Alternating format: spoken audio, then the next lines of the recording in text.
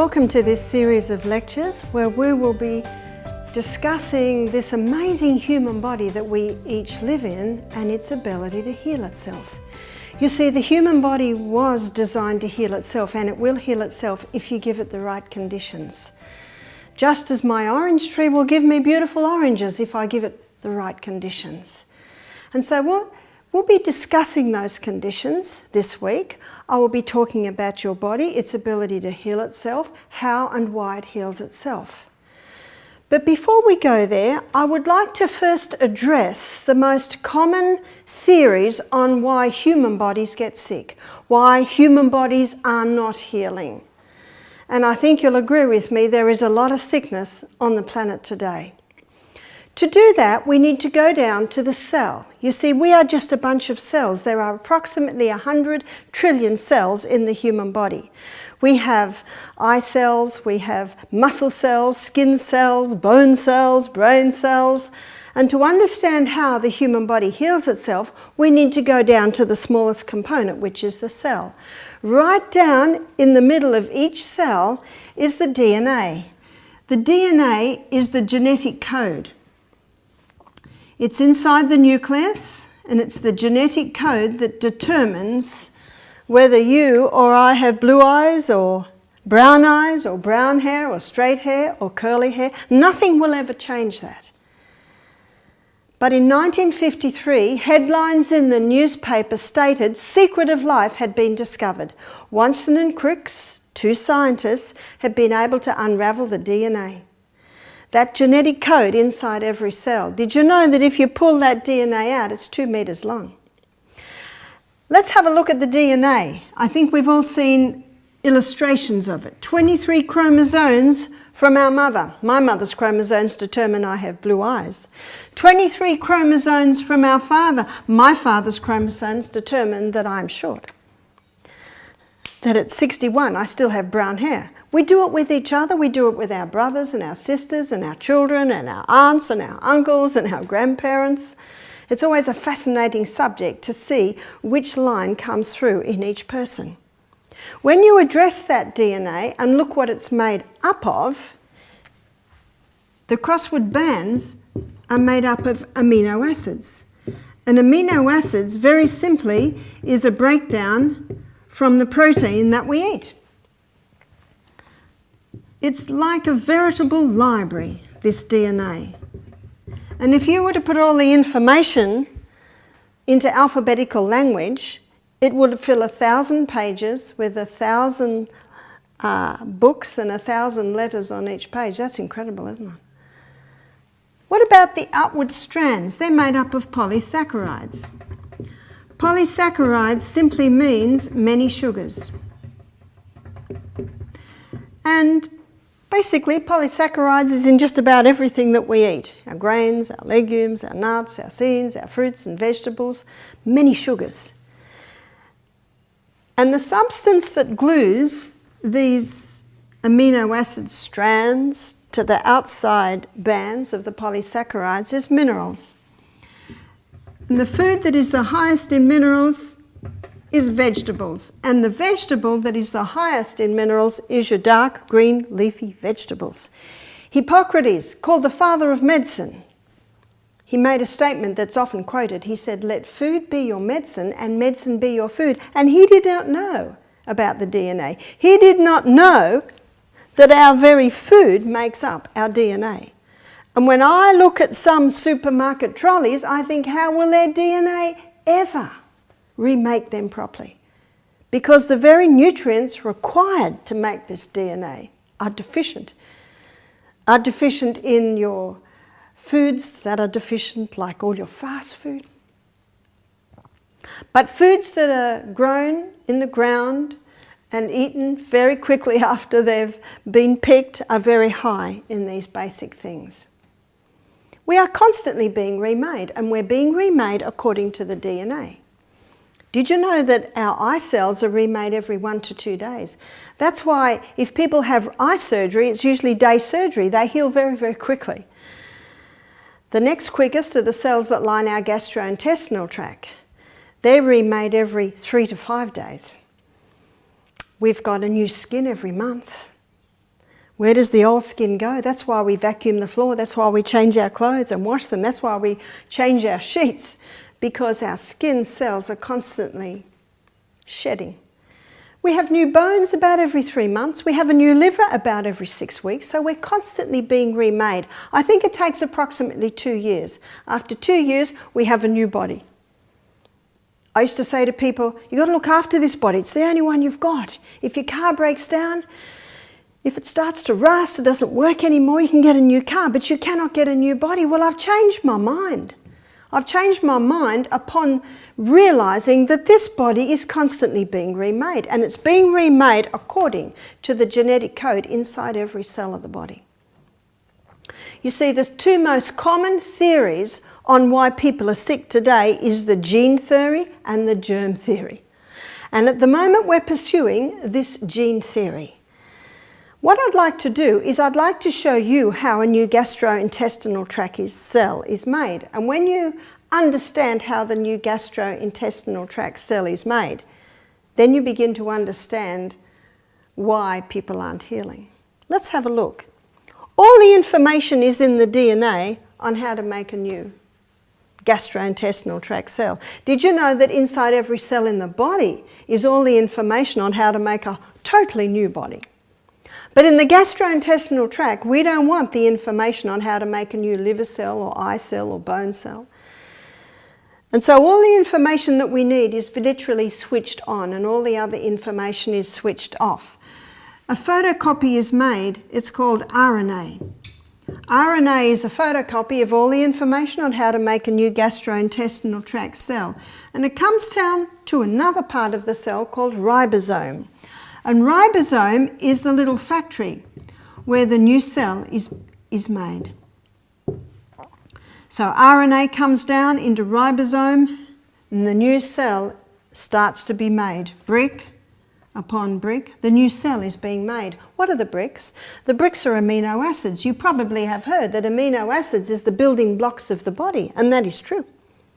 What is the glue that glues the amino acids together? It is minerals. Minerals literally glues us together. Minerals are important. Brick upon brick. And out pops a new gastrointestinal tract cell. Every 3 to 5 days. Our gastrointestinal tract lining looks like this. It's called villi. And down here in the valley, the new cell is made. And it takes 3 to 5 days for it to travel up, and then it dies off and gets taken away. The gastrointestinal tract is a very interesting part of our body because it's actually not part of our body. What do I mean by that? It's an external structure. Well, my skin is an external structure, and my watch is on my skin. My watch is not part of my skin. But if this watch were to happen to dissolve and then get absorbed through my skin, then my watch becomes part of my body. So in the gastrointestinal tract, it's an external structure. An interesting part about the gastrointestinal tract is that it is 8 meters long. There's one opening here, it's a hollow tube, and there's the other opening at the other end where the waste comes out. And the lining, specifically in the small intestine, it looks like this. So anything that goes into our gastrointestinal tract is not part of you or me until it gets broken down to tiny structures, which we'll be looking at this week. Then it gets absorbed through this lining into the blood, because these villi are covered in little capillaries. That's our blood system. So that's what I mean when I say it's an external structure. Anything that goes into your gastrointestinal tract, not part of you or me, till it gets broken down to tiny structures, then gets absorbed into the blood, then it becomes part of you and me. It's a very important part of the gut, is the lining. Hippocrates not only said, let food be your medicine, he said, all disease begins in the gut. Because if this gut's not working well, we're not getting the nutrients out of it and into the blood. I just showed you how a new gastrointestinal tract cell is made. Now I want to show you how an irritable bowel syndrome cell is made. Because, by the way, if the cells that line the gastrointestinal tract are remade every 3 to 5 days, and we've just declared that this is so, and your anatomy and physiology book will declare it too, how come someone with irritable bowel is not healed in, let's be generous, 2 weeks? Is it a very reasonable question? Yes, it's a very reasonable question. So what I'd like to do is I'd like to show you how a new irritable bowel syndrome cell is made. RNA makes a photocopy of all the information, comes down to ribosome, the little workshop inside the cell where the new cell is made, and the new irritable bowel syndrome cell begins to be made, brick upon brick. Oh dear, there is a piece of information missing. Brick upon brick. There's another piece of information missing. Brick upon brick.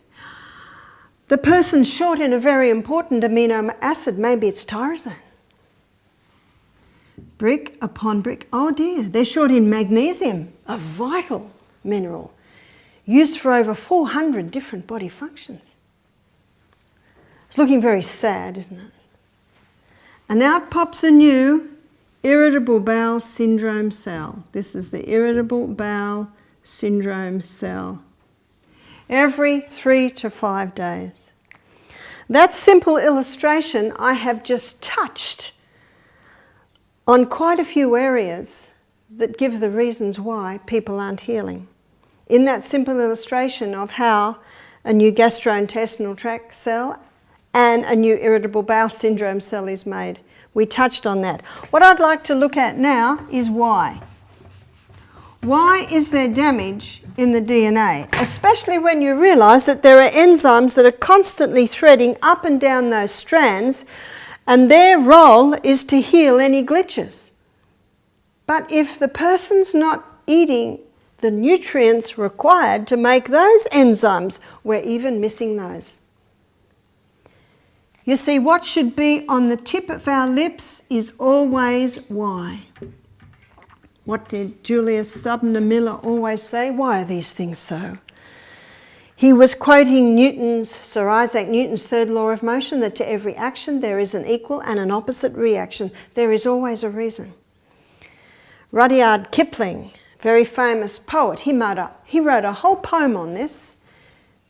I'll give you the first stanza. He said, I have 6 trusty serving men. They taught me all I know. Their names are what, why, when, where, how, and who. Do you take your 6 trusty serving men with you everywhere you go? Proverbs 26 verse 2, it states that the curse, causeless, shall not come. In other words, no problem happens without a cause. So we've got a big question mark here. Why? Why is there damage in the DNA? Today, research is showing that 92% of DNA damage is caused by mineral deficiency. How could Australians be mineral deficient? Australians are even eating cos lettuce today. I say that because 20 years ago, Aussies only ate the white heart of the iceberg lettuce. Jamie Oliver's done a lot for Australian cooking, hasn't he? He's introduced a lot more greens. You see, the greens are the highest source of minerals of any of the vegetable kingdom. What we have to do is have a look at how those vegetables are grown. The soil is used over and over again. Every organic gardener knows that if he grows a crop in his soil, he cannot put another crop in that soil until he replaces all the minerals that the previous crop took out. So what's happening is plants are being grown over and over and over in the same soil. And they're not going too well, so superphosphate's put in the soil. Superphosphate kills the microorganisms in the soil, and they are the ones that are responsible for pulling the minerals out of the soil and into the plant.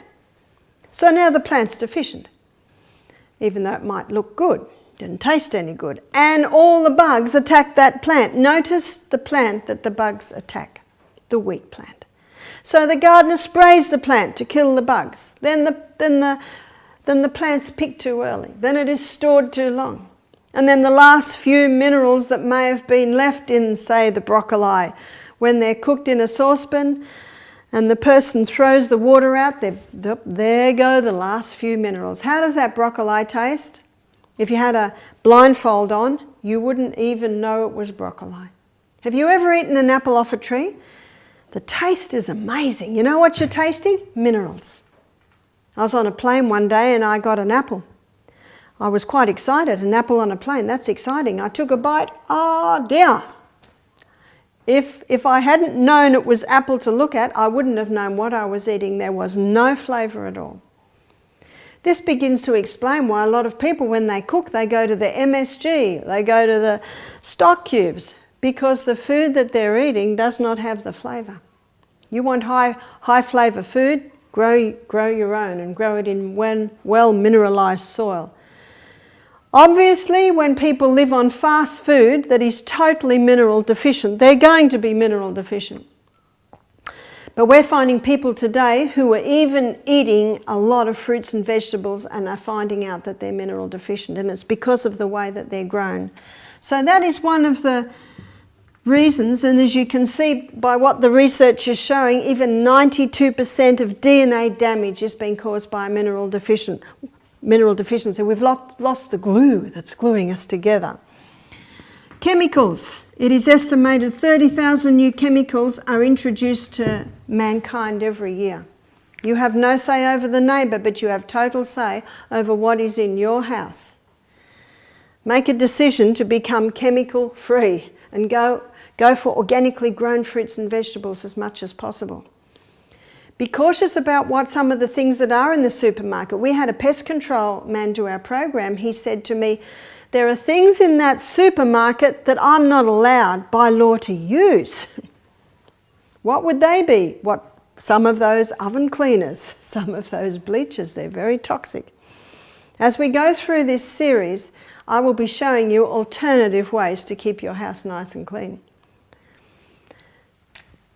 One form of chemicals, not often seen as such, is drug therapy.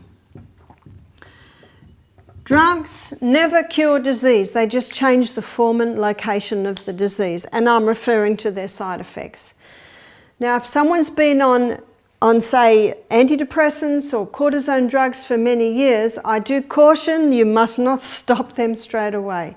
It's important, if you are on any medication, to find someone who can work with you to show you alternatives and slowly come off them. It can be quite dangerous to stop them outright. Genetically modified foods. Genetically modified foods cause cancer because genetically modified foods are a result of the DNA of two species being spliced together. For instance, the DNA of an Atlantic salmon with the DNA of a tomato spliced together in the hope that a tomato will be created that will grow in the snow.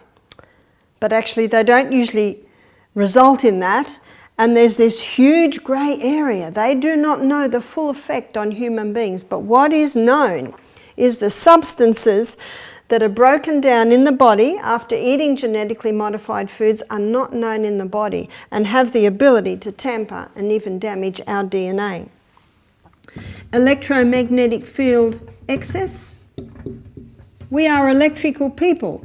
We have a spark of electricity in every cell. Our nervous system specifically is our electrical system. Electromagnetic field has the ability to tamper or interfere with your electromagnetic field, causing damage at the cellular level, even at the DNA level. In humans, they are 10 hertz. That's the electromagnetic field in humans. And that's, I think it's 10 revolutions per second. And with huge power lines, you often get a 50 hertz, and it's well known to cause damage at the cellular level. The farmer knows that he cannot let his cattle graze under those huge towers because stillborns will be a result, even deformities in the little calves.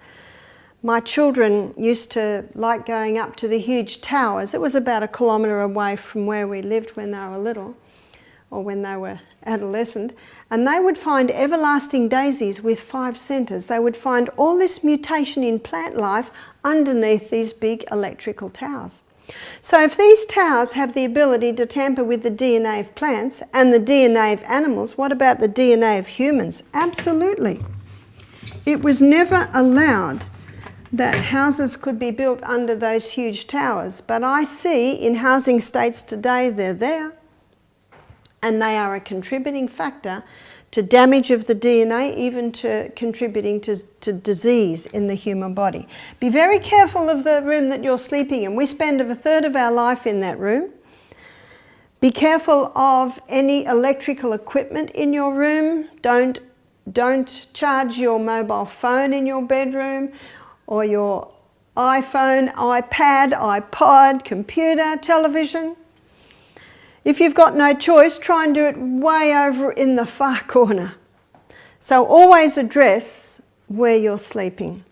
Even where the head of your bed is, the wall, make sure there's not the meter box the other side of the wall.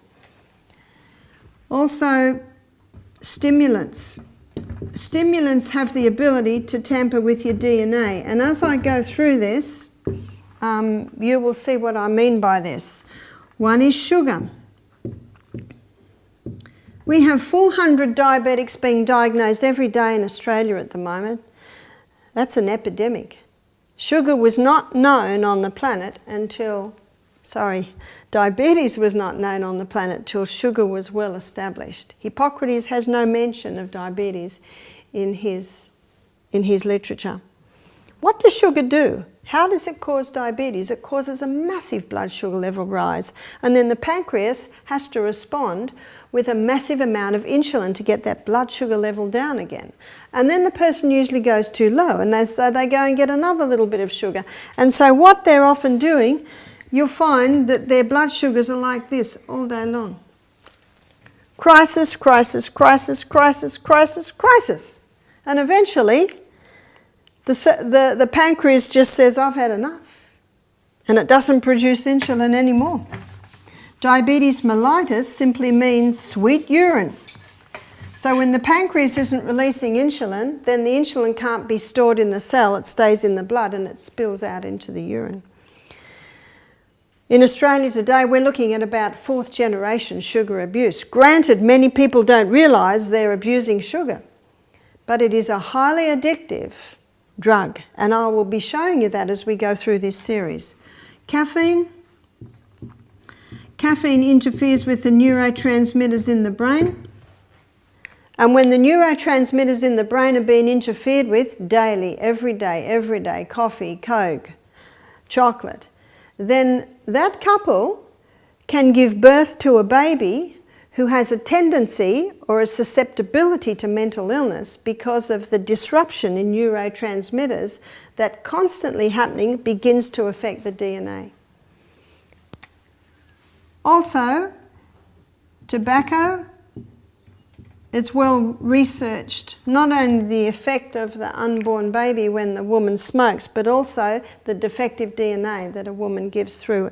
Not only a woman, but of course the father also can give a defective DNA through to the child. I saw a series of lectures in Melbourne a few years ago by Professor Walter Veith, and he had photographs of lungs of children born to smoking parents.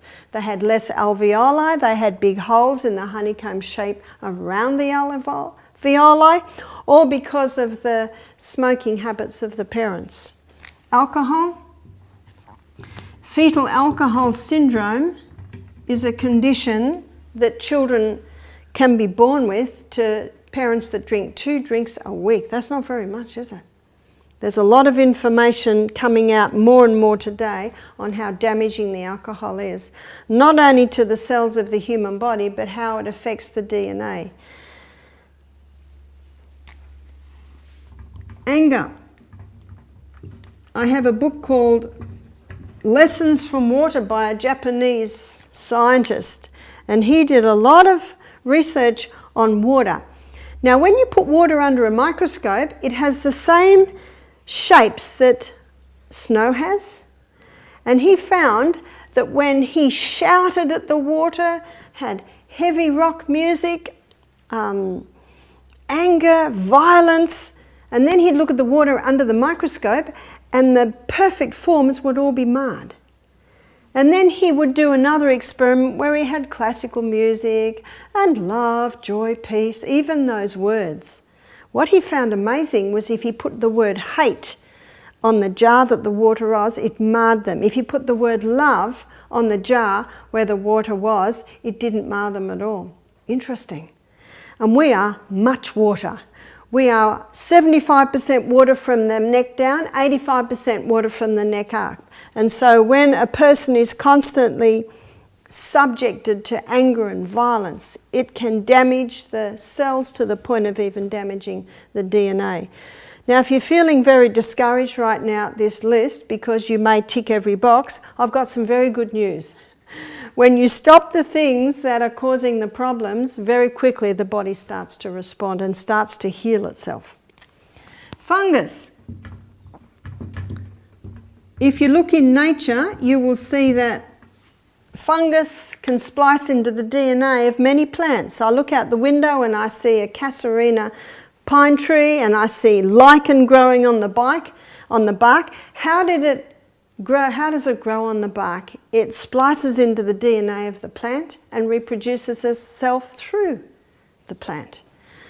David Attenborough has a show on ants, and these ants are under the ground, and this type of ant grows a mould or a fungus, and the waste coming off, it rolls into little balls and stores as its food.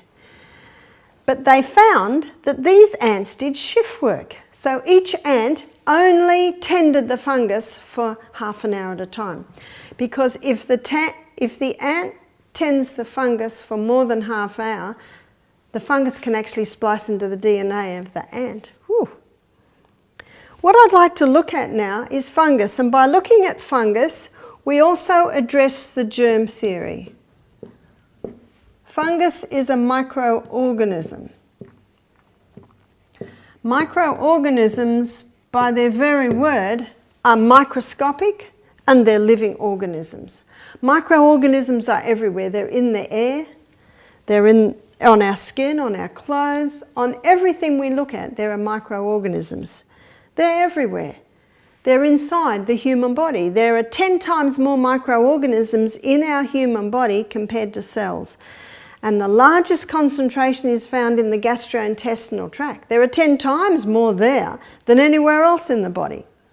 And whenever cell damage happens, these microorganisms have the ability to change roles. You see, if the environment changes, their role changes. And whenever cell damage happens, these microorganisms now become the cleanup team. One microbiologist said to me, we call them the garbage collectors because that's their role on the planet. So that's what the microbiologists call bacteria. It's an opportunist organism, and the more filth you find, the more bacteria that you will find.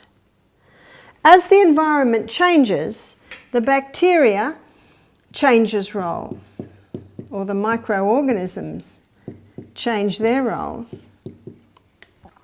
And they go from being the garbage collectors to being the exterminators, which is your yeast and your fungus. We find them very busy on the rainforest floor, don't we? They're exterminating the matter on the rainforest floor. As the environment changes, they change. They now become the undertakers. And undertakers are taking away dead things. Their name is mould. That's what it does. And it's not long after the mould stage that the matter is now brought back to dust. And what does the preacher say at the funeral? Ashes to ashes, dust to dust. He's referring to what's about to happen in that coffin. Did you know that they're talking about recycling graveyards? Because everything's just back to dust. I don't think they'll ever get away with it because of the memory that people have. But what I have drawn for you here is the cycle of life, or the carbon cycle. A basic law of science states nothing's created and nothing's destroyed. It just changes form. It's the cycle of life. And when you think about it, if a kookaburra dies in the bush, what happens to it? It's brought back to dust. Now out there in the bush, dung beetles, worms, scavengers, blowflies, they all help with the process. There was a contemporary at the time of Louis Pasteur who made the germ theory famous. And this contemporary, his name is Antoine Beauchamp. Antoine Beauchamp, 6 times professor, this man. And he did not believe, as Louis Pasteur did, that germs cause disease. He said, no, germs don't cause disease, they're the result of unhealthful conditions. And this cycle of life that I've just drawn you reveals that. One day Antoine Beauchamp got a dead cat, he wrapped it in an airtight container, he left it for 4 months. He came back after 4 months, he opened the container and it was full of dust, maybe a few burns. What brought cat back to dust? It's an airtight container. The microorganisms that were a living part, an active part of living, running cat, upon death of the organism, and basically that's the ultimate cell damage, these microorganisms took their suit of clothes off, so to speak, put their rubber gloves and apron on, and became the garbage collectors. As the environment changed, they became the exterminators. As the environment changed, they changed, down to the undertakers, until eventually their task had been completed of bringing matter back to dust. These are the players in the cycle of life. These are the performers in the cycle of life. We need to know this, and we need to work with this. Antoine Beauchamp got the dust from the dead cat. He put it under the microscope. It was alive with microorganisms. They'd finished their role of bringing matter back to dust. Now they're waiting in the dust, ready for their next job. And isn't that why we use compost bins? I've always had 3 compost bins. One I'm adding to, one is sitting, and one I'm taking from. How do I know when it's ready to be taken from? Because I put my fork in and all I see is dirt. And I smell it and it smells like dirt. If it doesn't, it's got a bit of work to do. But I usually know when it's ready because that's when the pawpaw trees come up. That's when the pumpkin plants come up out of my compost bin. Then I shovel my compost into my garden. What am I putting into my garden? Microorganisms. Microorganisms that were part of that apple developing. Then they were responsible for the apple ripening. And if the apple doesn't get eaten, they are now responsible for it rotting.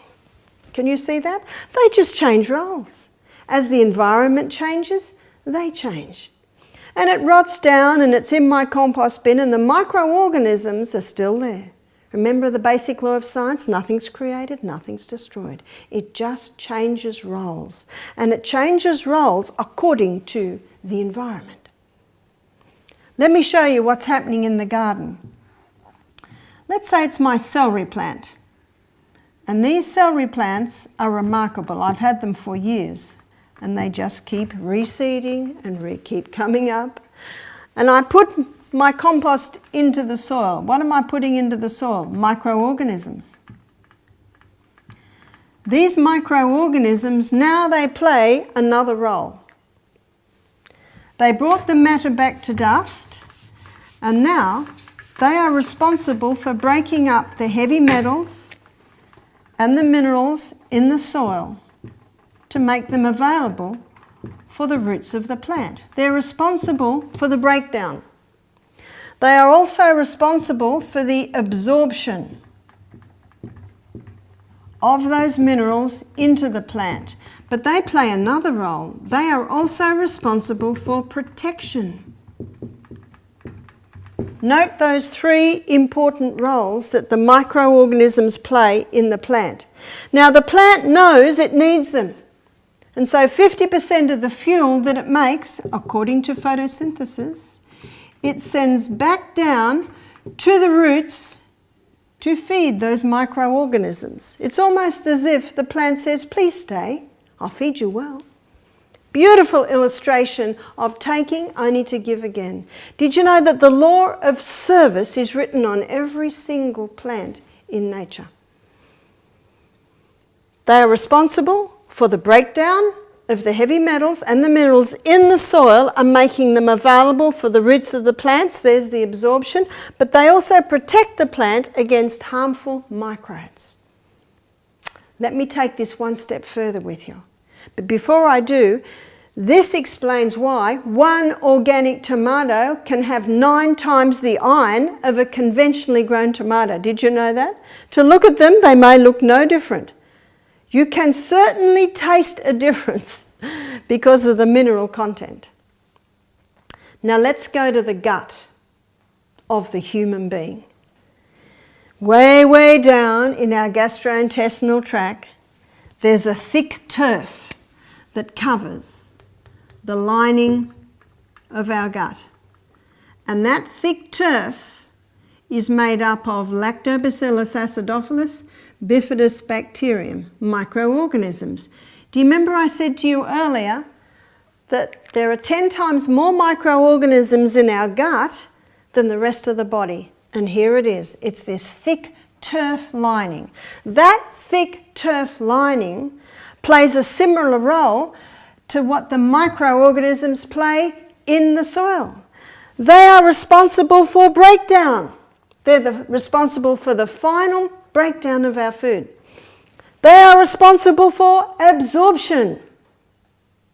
They are responsible for protection.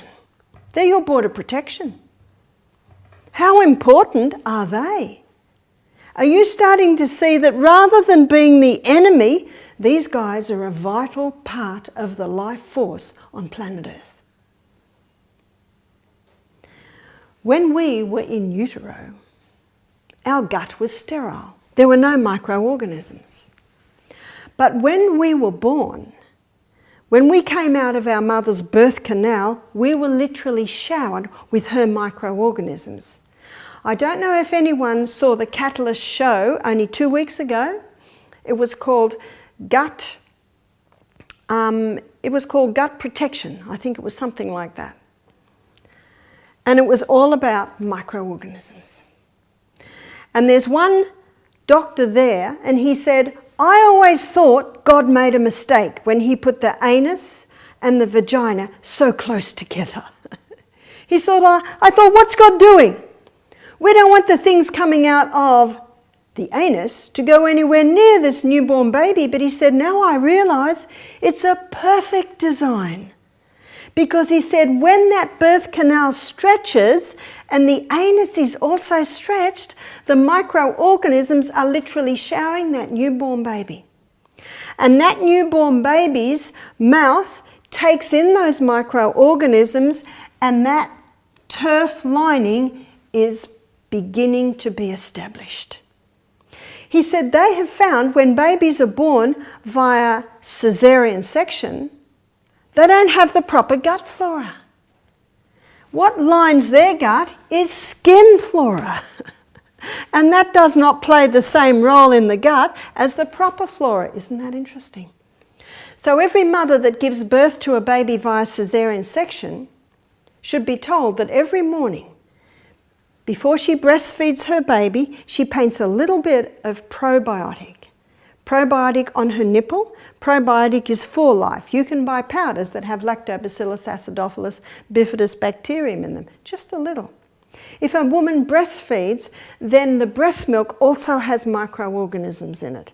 But if the mother's microbial balance in her gut is altered, is deficient, she will give an altered microbial balance to her baby, whether it be by birth or whether it be by breast milk. Well, what would alter that? What would interfere with that gut? Antibiotics? And you probably have seen in the newspapers in this last year, I've had a few chemists do our program and they said, yeah, the message to doctors is this: reduce your prescribing of the antibiotics. Antibiotics should be kept as a life-saving course. You know, the human gut can cope with about 2 courses in a lifetime. Sadly, there are some people who are having 3 or 4 a year, and this is little by little killing off. Can you see that? Antibiotics kill bacteria, the good and the bad. What also causes a compromise of this gut flora is the contraceptive pill. Many drugs do. Cortisones and statin drugs are probably among the worst. And if the person on top of that is having a lot of refined sugar and alcohol, that feeds the yeast part. And that is very important for the final breakdown of our food. It's important for the absorption of our nutrients out of our gut and into our blood.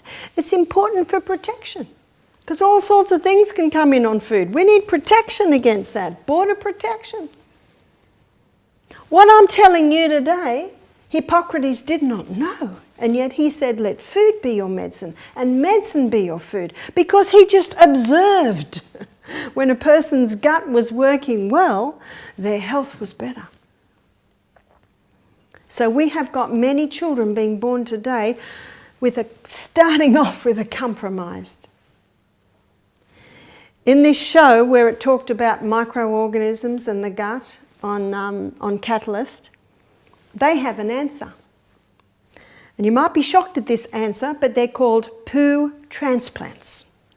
They take the feces of a healthy gut person and they put it in a blender, it is true, blend it with some water, put it in some big syringes, and the person with the poor gut, they put them under anaesthetic and they do they insert something into their colon. It's called colonoscopy, where they have a look. And they take the camera out and then they get the big syringe and they syringe in this poo transplant.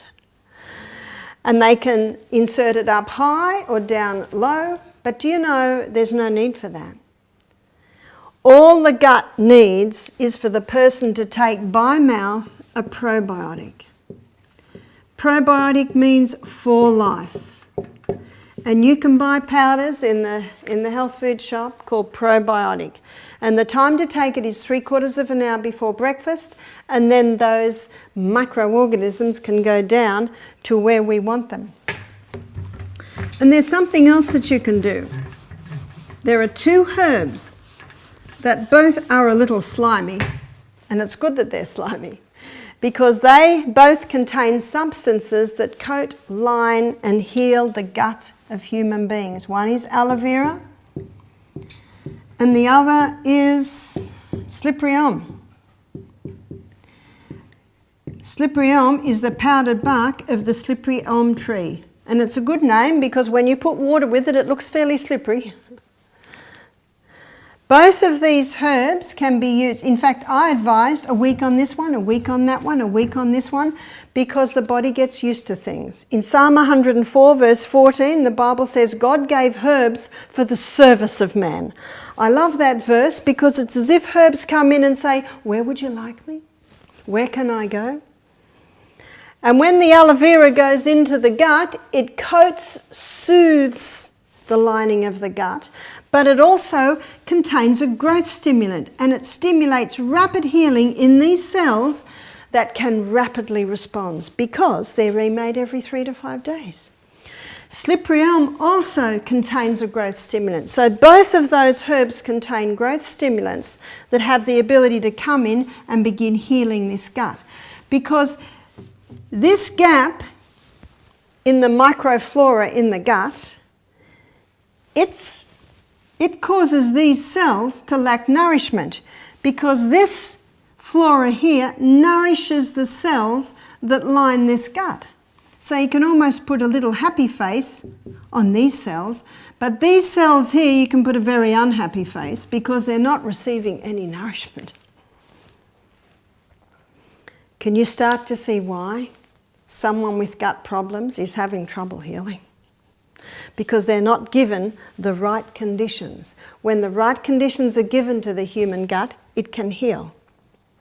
And often, when bacteria gets out of control in the body, the person goes to the doctor and the doctor advises antibiotics. Let's have a look at antibiotics. What does the word mean? Against life. That's what antibiotic means. And if we are living organisms, we have to get away from this kill mentality. Anything that has the ability to kill a small organism has the potential to kill a large. And what are we? We're the large.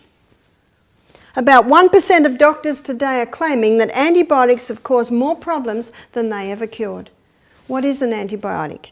Alexander Fleming, it's 1929, and he's growing bacteria in his laboratory in little flasks. He came in one morning and all the bacteria were dead.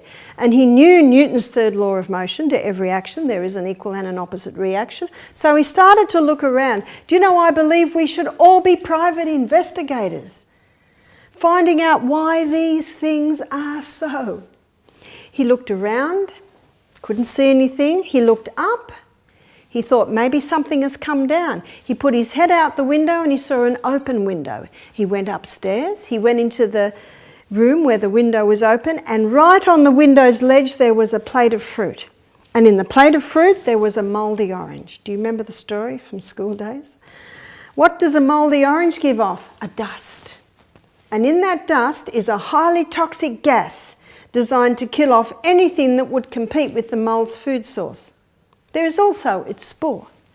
It's as if the mould says, this is my orange and no one else is going to get it. I'll give off a toxic gas to kill off anything that might try and get my orange. What might try and get his orange are the yeast, funguses, molds. So the dust came down, landed on Alexander Fleming's bacteria and killed it. He called the mould penicillium. He called the mould waste penicillic acid. You see, the mould waste is more toxic than the mould. And the mould waste that he called penicillic acid is the penicillin that we know today. Penicillic acid. This one's penicillium. Penicillin has saved the lives of, we could probably say, millions today. Granted. But we've got a problem today, and it's the overuse of the antibiotic and the inability of the health professional to ask why are these things out of control in the body. And if you don't turn the tap off, you're still going to be mopping up in the other corner. So the smoker has to stop smoking. The people that live in the mouldy house have to get out of the mouldy house. What's the air like you're breathing? Up the top of the board, I have listed the 8 laws of health, or the 8 principles of health. Notice the first one, pure air. No pure air is going into smokers' lungs. I said to a lady who came and did our program, I said to her, do you have any respiratory problems? She said, oh, I get asthma. I said, when did you first get asthma? See, the detective hat has gone on. She said, oh, when I was about 5. I was intrigued by this. Usually if it's a genetic link or a food link, it's happening much younger. 5. Did anything happen at the age of 5? Oh, we moved into another house. And she said, when you're presenting here today, Barbara, I just thought of it. She said, in the corner of the lounge room, in the carpet, mushrooms used to grow. Aha. What's the air like that little girl's breathing in? Why are there mushrooms in the corner of the lounge room? Obviously, there's some sort of water damage, because mould will be found wherever you've got still air, no sun, and moisture. Remember, they're just opportunist organisms. Antibiotics should be used only as life-saving resorts. And one of the reasons doctors are being told, please reduce your prescribing of the antibiotics, because this person gets really sick and they're not working. And we're getting drug-resistant organisms happening today. Why? Because as you can see by my first illustration, they change. They adapt. You throw some poisons at them, they get knocked off, and then what do? They adapt. That's what golden staph is. Basically nothing will touch it medically. Florence Nightingale knew this. Florence Nightingale, very famous nurse. And in 1855 she was asked to go to Scutari, which is the port at the bottom of the Black Sea where the wounded from the Crimean War were being taken. Crimean War, the British and the French soldiers were fighting the Russians. So the wounded would be put in a boat, sail down the Black Sea to the bottom of the Black Sea to the port at Scutari. It was ex-army barracks, Turkish army barracks. A journalist went over to do a story, and when he got there he was shocked. Do you know the death rate in that hospital was 50%? The men had a better chance on the battlefield than in that hospital. He went back to England, headlines in the newspaper, did we raise our young men to rot in that hospital? So very quickly the British government sent Florence Nightingale and 35 nurses to Scutari to see what she could do. When she arrived, the doctor said, you're not coming in here, this is men's business. This isn't for women. So Florence Nightingale went to the kitchen. The kitchen was filthy. The food was big vats of water with bits of rotten meat in it. That was the food. Body cannot heal without nourishment, as you can see by this DNA, as you can see by how the new cell is made. We need nourishment. So she sent a telegram to her father. She believed she would get into that hospital. So she sent in the telegram. She said, Father, I want a shipload of clean mattresses, clean linen, clean bandages, bedclothes, scrubbing brushes, and a cook. 2.5 weeks later, another shipload of wounded arrived, 1,200 more wounded men. The hospital was already brimming. See, there was raw sewage in the corridors. It was putrid. So the doctor said to Florence and her nurses, all right, you can come in. And the first thing she started to do was clean. Scrub and clean. Now that was 1855, November. Within 6 months, the death rate was 2%. In fact, only by March, the death rate was 10%. What did she do? She just turned the tap off. She made nowhere for these guys to live. She turned the tap off. It's a very important story. This is 80 years before the discovery of antibiotics. Remarkable results. When she came back to England a few years later, they hailed her as a heroine. She was on the boat. She got an idea of what was happening. She changed her name to Jane Smith, went down the back gangplank and went home. Her family said to her later, why did you do that? She said, I am not a heroine. All I did was increase hygiene, sanitation, and nutrition. Did everyone get that? Increase hygiene, sanitation, and nutrition. She said, that's all I did. Last program, a man said to me, well, why did she know and not the doctors? I said, that's a very good question. You see, Florence read her Bible. Have you ever read in Leviticus the cleanliness rules that God gave Moses around the Israelites in that desert? There were strict cleanliness rules. If they wanted to go to the toilet, they had to go outside of the camp. This is several million people. And they had to dig a hole, and when they'd finished, no one would know that they'd been there. And if someone died, they had to carry that person out of the camp and bury them. And the men that carried him out of the camp, they could not go in the camp, back in the camp for 3 days. They had to wash their clothes, they had to wash their bodies. Strict cleanliness rules. There's nowhere for these guys to live in that camp. You've just got to turn the tap off. And when Florence Nightingale read of Louis Pasteur's theory that germs cause disease, she said, this is the theory of a man of a very unstable mind. And she said, and anyone who believes it is equally unstable. Did you hear that? Germs don't cause disease.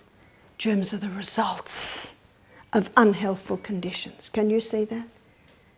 If germs do cause disease, all we need is more drugs. Have we got enough drugs? We certainly have. No, we've got to stop. We've got to go back. We've got to have a look at what these guys are, what their role is in the human body, what their role is on the planet, and more importantly, what their role is in the gut of the human being. I'm not against antibiotics. They have saved lives, they will continue to save lives. But please use them only as a last resort. My son James, at the age of 35, went to the doctor because his elbow was all swollen. The doctor said it's bursitis, that's inflammation of the bursa. Take this antibiotic. James stood up and said, I've never taken an antibiotic in my life and I'm not about to start. He went home and rang Mum. Mum said, inflammation of the joint. Grate some ginger, put it into a little pack and bind it onto your elbow. 3 days later he said, Mum, it got hot. I said, it will if there's inflammation. Just do it for about 5 hours a day. And it went away. How often would have that happened to that doctor? How many 35-year-old people? James is 37 now and he still hasn't had an antibiotic and he's still alive. As we go through these meetings, I'm going to show you how you can be your own doctor. You see, I believe everyone should be their own doctor because only you know how you feel, only you know what you've been through, only you know how your body responds or reacts to different things. And I'm always listening to see what bodies do. And we always hear at our health retreat, we adjust. Too many juices? We'll give you less. Not enough juices? We'll give you more. My ankle hurts. Let's put the detective hat on and find out what happened to that ankle. You see, if you don't do that, if you don't turn the tap off, you'll never stop mopping up. If you don't find the cause, you will never actually have a cure. The human body was designed to heal itself, and it will heal itself. Tiny little 2-letter word. If you give it the right conditions. And as you can see by my presentation, we've got to give the body the right conditions starting in the gut. So we've got happy faces, border protection's working well, just re-establish that gut and from there come out. When I was 20, I got a book called Back to Eden by Jethro Kloss. It was my first health book. And I was reading through it, and every ailment he talks about working with the gut. And I thought, what is this? I now understand why.